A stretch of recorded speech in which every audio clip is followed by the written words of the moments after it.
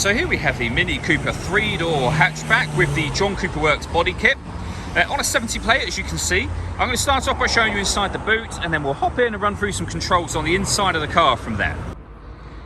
As we approach the back of the car, you can see we have plenty of boot space along with that 60/40 split folding rear seat should you wish to increase this space even further. Okay, now that we're inside the car, we're going to start with the dials. On the left-hand side, we have the rev counter.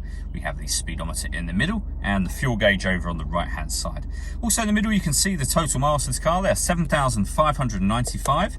You can change the information displayed above that by using a button on the end of the indicator stalk for various bits of trip computer and fuel economy information, all the way back round to the digital readout for the speedometer that you see being displayed now. We back out to the steering wheel.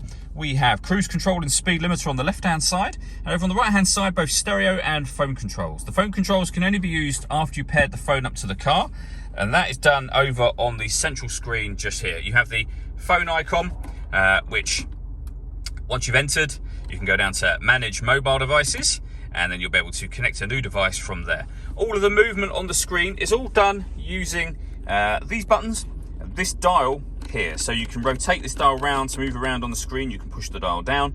It will also jog over to the left and the right as well, which will become useful in certain menus. For example, if you want to listen to music, push the dial down. You can rotate it to either DAB or FM radio, Bluetooth audio, or USB input if you wish to. You can see there's an arrow pointing left.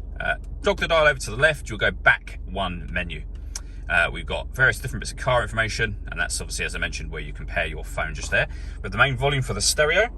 Working our way down from there, we have air conditioning. So you can determine the temperature, the direction the air is being distributed in, the fan speed.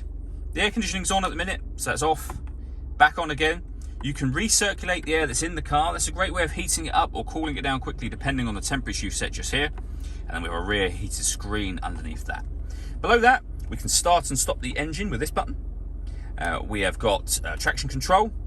We can turn off the stop and start. This car is designed to cut out when it's stationary in traffic to save you fuel. That system is off when that light shows.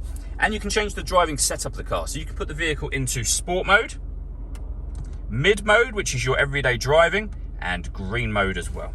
And then finally, we have a 6-speed manual gearbox. All that leaves me to say is thank you for taking the time to watch this video. If you'd like to come and see the car in person and have a test drive, please feel free to call any of our MJA sites. We'd love to hear from you soon.